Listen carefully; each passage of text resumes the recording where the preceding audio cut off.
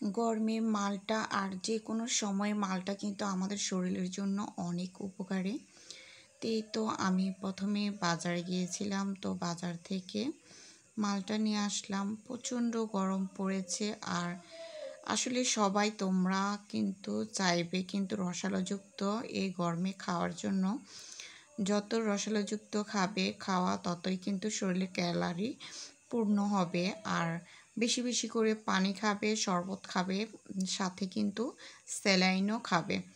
তো যাই হোক, ফল তো আমি নিয়ে নিয়েছি, এই তো ফল নিয়ে নিয়েছি। এখন একটা মালটা নিয়ে আমি কেটে নিচ্ছি।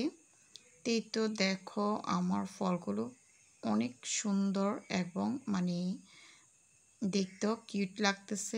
তো আমি ফল নিয়ে নিলাম আর এখন কেটে নিচ্ছি।